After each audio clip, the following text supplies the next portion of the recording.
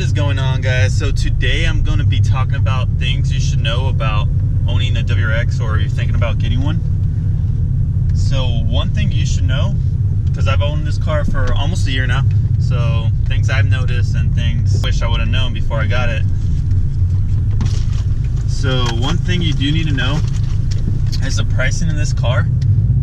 So the price, you can find a used Subaru for around 20 grand or 20-ish, depending where you're located at. Looking for a hatch or a newer version, it's gonna be a similar price, even for a brand new one. So when I was first looking for this car, I was seeing so many options. So I wanted a hatchback or a brand new one.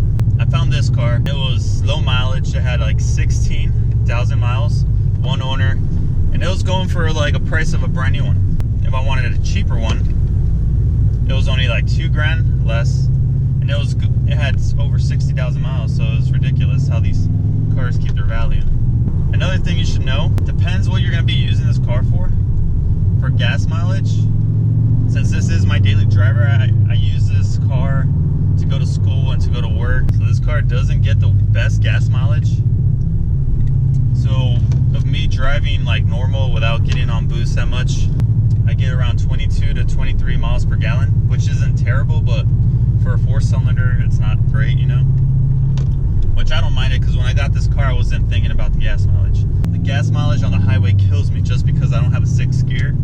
So when I'm on the highway, I'm going 80 miles an hour, and my RPMs are like at 3,500 because I only have 5 gears.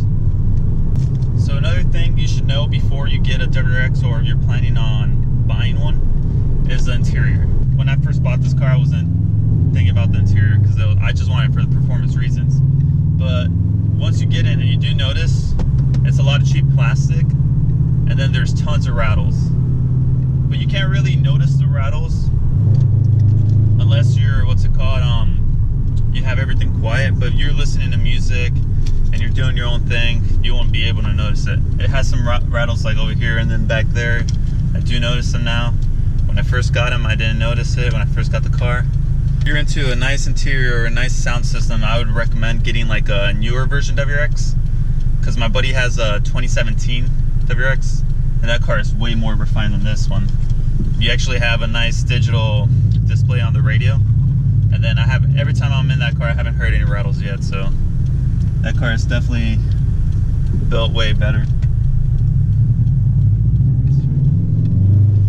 So these are just like the cons, sort of.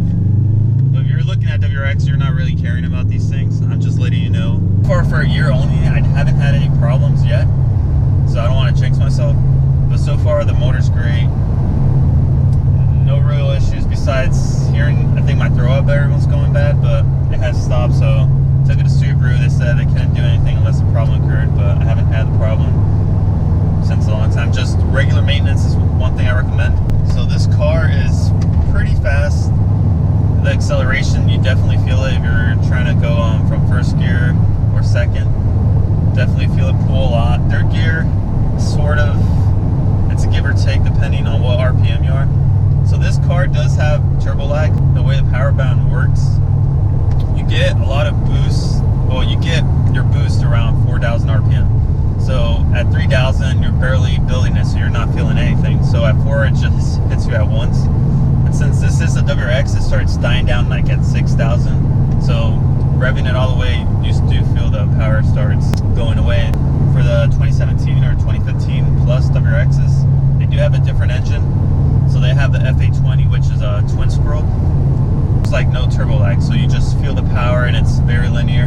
Compared to this one, you give it gas, and then you gotta wait, and then boom, then there it is. So the all-wheel drive system on this is amazing. You can definitely feel it taking turns. I used to Cobalt SS before this, so I was used to front-wheel drive, so taking turns was a little sketchy for me, taking like these fast turns.